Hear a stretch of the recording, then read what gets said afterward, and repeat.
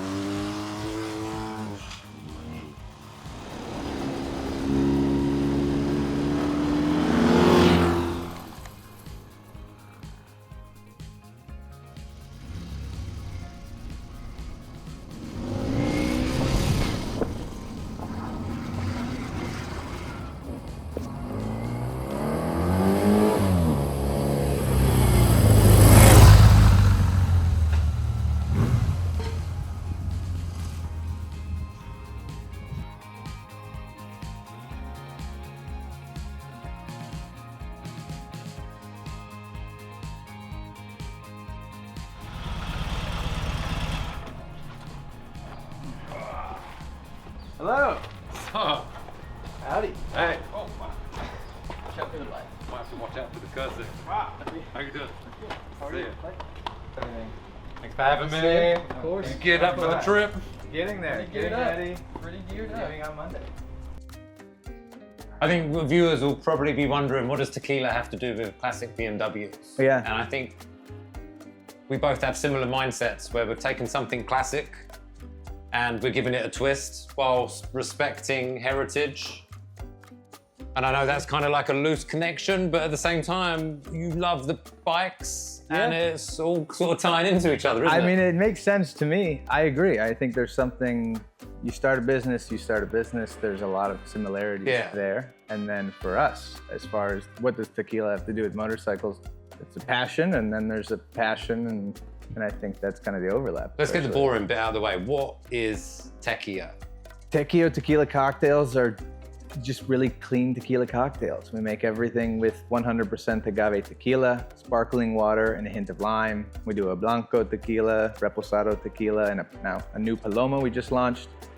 Zero sugar, zero carbs. They're really clean, I mean, you've tried them. They're very refreshing and unsweetened. And we're very proud to make everything in Mexico with only the highest quality tequila. We use a certified additive-free tequila.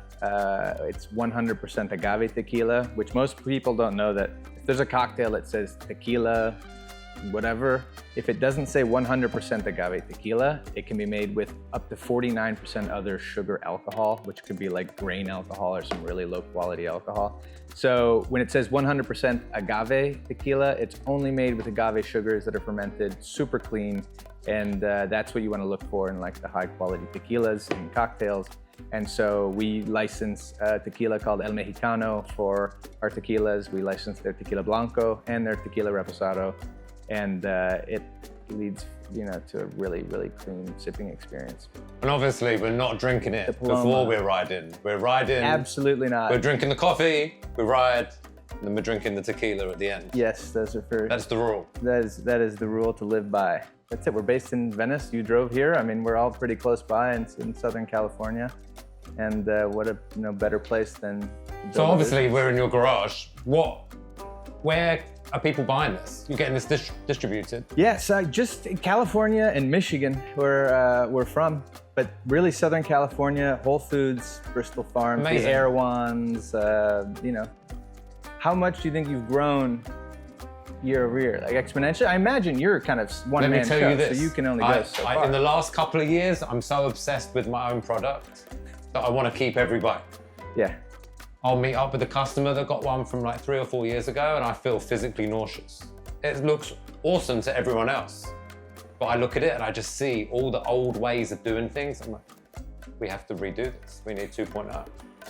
And I had my first bike, not first bike, but a bike I built, I'm gonna say 10 years ago. He's been riding it as his daily, East Coast, and he finally broke it. And he's like, Robert, it's time. I've seen the new stuff. Take you back. We're doing a new one. Full outfit. Yeah, he was like, I want the new stuff. That's I get cool it. Too. Yeah. And he actually referred me a customer yesterday. We've both chosen businesses that are in slow craft. Why do you think that resonates with people so much, especially like right now? I think the same way I think you work is when you take a slower approach, you can focus on quality to an extent that if you're trying to blast a bunch, high quantity, you can't focus on quality. My personal take is that people are sick of fast and disposable, and Absolutely. I just want someone that cares to make me something really good. Yeah. And it's amazing how many people won't stand up to that plate. Absolutely. And now people are realizing it and they're willing to pay more for that, I think. We started Tequio in 2020, Flick, my co-founder, and I, and we launched it. Flick was in finance, I was in the film industry. COVID shut everything down and we were like, let's try something for ourselves. No way. And so it was a big risk and we were like, let's just go into it. We looked at better for you alcohol, believe it or not. That's not really a real thing, but we're like, what if there's alcohol that's better for you? And so we looked at coconut water with tequila. We fermented coconut water. It was disgusting. And we were like, all right, let's just focus on tequila. And then just a couple cold calls to Mexico. We found someone who's like, we can put it in cans. And we flew down like the next day.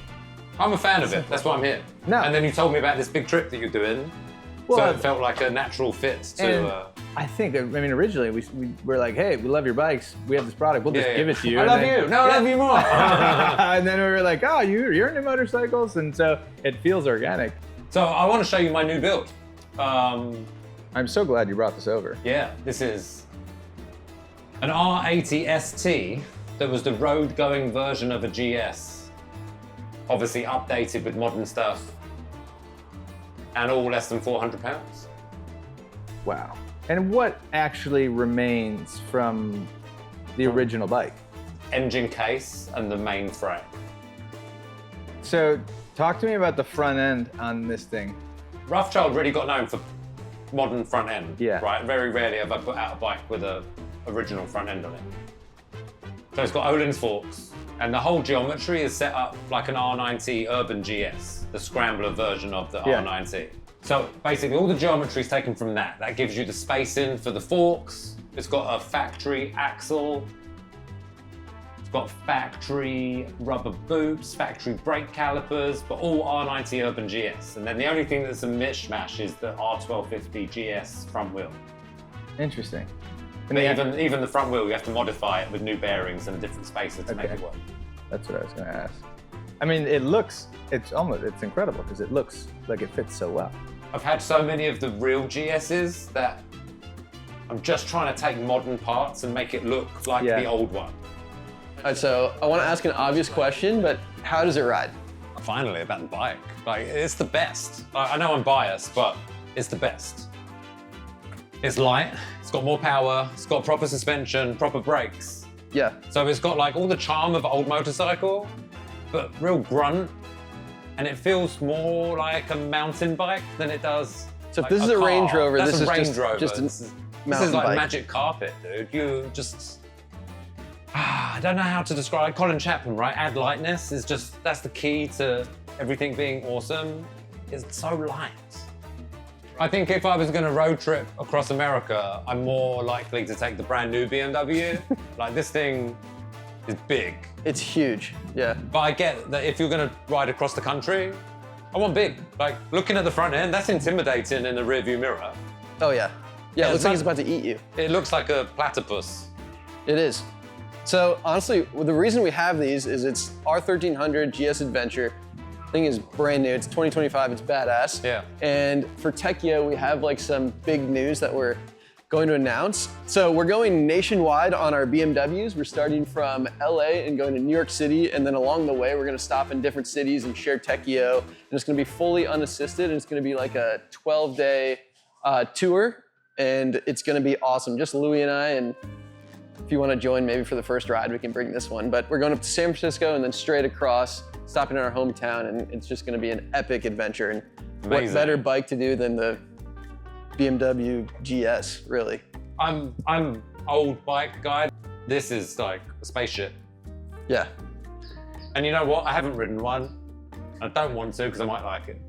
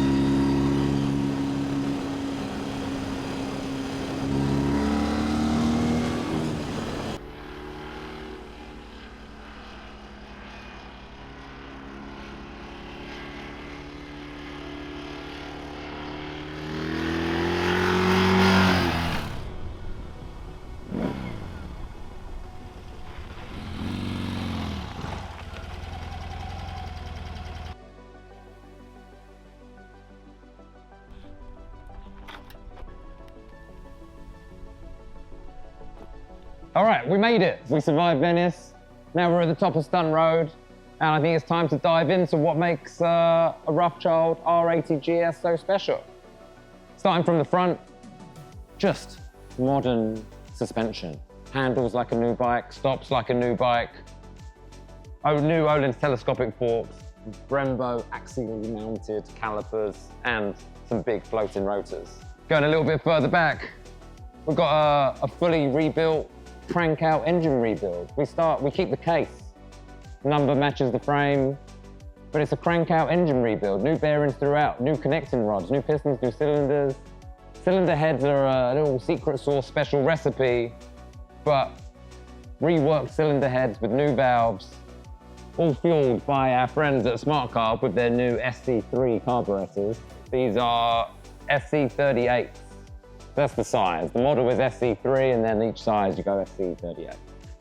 What's really neat is that you can lean them out and richen them up on the fly just with that little brass knob on top. That's sucking air from a custom airbox. And the really great thing with the GS is that you've got a stock 2-into-1 exhaust system. We've got a rebuilt gearbox. Everything's riding on new bearings. With the gearbox, we've got a shorter first and a longer fifth. Again, helps with the acceleration, helps with the top end. I'm not the fastest rider, but I like to ride enthusiastically. And sometimes I'll be in the wrong gear and you have to downshift, but with the 1000cc high compression engine, twin spark, you just light it up and you'll find the place and there's more than enough power. The swing arm has been extended 50 mil. That's just stabilizing you on the road. In the twisties, it would be nice to have the short wheelbase, but then the moment you pick up speed, that longer wheelbase, we've stolen that geometry from the R100 GS. And I don't like those because I don't like the paralever swing arm. And then in extending the swing arm, we've removed the cush drive. And a cush drive is a big spring on the drive shaft, which absorbs the difference in power from the gearbox and then what's rotating on the rear end. The difference with a solid drive shaft, you're connected to the rear wheel. Everything you do is a direct output on the rear end, and it just feels so much better. Still running the drum brake on the rear. I find that really tidy. I've gone down the road before and done a custom rear wheel with a disc brake. It's not any better. We've got O-rings on the front and we've got O-rings on the back. Now with these are off-the-shelf O-rings. You can buy these for your BMW. The difference being that they've been resprung and set up for my customer's height and weight. Another great detail, the factory bike didn't come with a tack. There was an optional tack that you could have like bolted on off to the side. Having a tack right in front of you, I'd rather have a tack than a speeder. Like, I don't care about what speed I'm going, I want to know what the engine's doing. This one, we've got a custom dual gauge speedo and tack off to the side. You can, even if you're looking straight ahead, you can still see what the tack's doing up here. And when it's close to shifting, you can hear it, but it's just nice to know what you got left. And I love details. That's what the bike is, it's all details. So in order to get my Marshall to fit, you have to make a custom headlight bracket. That's inside the binnacle, then making everything else work with the bracket. Oh my God, it's like so much work just to have this Marshall headlight. But start paying attention. 60s Ferraris, Marshalls. Fully restored, lovely Porsches, Marshalls. And if they don't have it, there might be other stuff that's not as good too. Got a 21-inch wheel on the front and an 18 on the back. They're the original sizes of the original GS. We've got brand new Sun rims, which have been polished up. Stainless spokes, which are way fatter than the factory spokes. Starting into like more R80 GS specific details, we've got a factory steel Paris-Dakar gas tank. We stripped it, relined it, repainted it, new decals, new rubbers, custom badging, and a new gas cap. It's a vented gas cap. The vent goes through the triple, just like it did on the original, but because we've got a custom triple, you kind of have to rethink that, rework it. All right, for years, I was calling this the red solo seat, but it's actually orange. R80 GS circles, very important. That's known as the orange solo seat with the rack. And we've retained the factory mount. So you can undo these two screws, pull this off with the button, and you can put a bench seat on. Also, move the foot pegs. This is pretty standard in GS world because you learn very quickly the foot pegs were in the wrong place from the factory. Coming around to the front, got these yellow, I call them fiberglass, but they're actually yellow carbon fiber. They were molded around the original valve cover and then they're glued on. And it's really just an homage to 80s rally bikes. I saw a picture of one, I'd never seen it in the flesh, but I had to have it.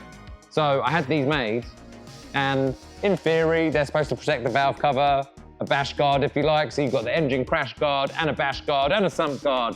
You're all set to rally across the deserts. In addition to our drop foot peg, on this side, you can see that we've got an adjustable shift lever. This is also special, so it's really hard to find the bash guard for the muffler. What else did I do? Oh, turn signals. I love this little nod to the original on the factory GS. I find these 80s turn signals on all other BMW airheads look insanely goofy. On the R80 GS, I think it's really important to keep them. So I had to find a turn signal mount bracket that mounted. This little piece is separate too. It was all custom made and way overthought to make it work, but it looks original. It's far from original to house an original turn signal housing. Fender, rear fender, both brand new.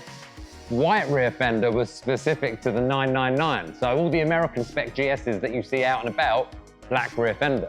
To see a white painted one implies it's special. All right, that's it. That's my video. But today we learn about a BMW R80 GS resto mod, and you learn a bit about Tequio. Support them, they're good guys. Tequila in a can, it's awesome. Just don't drink it, then ride. You've got to ride, then drink it.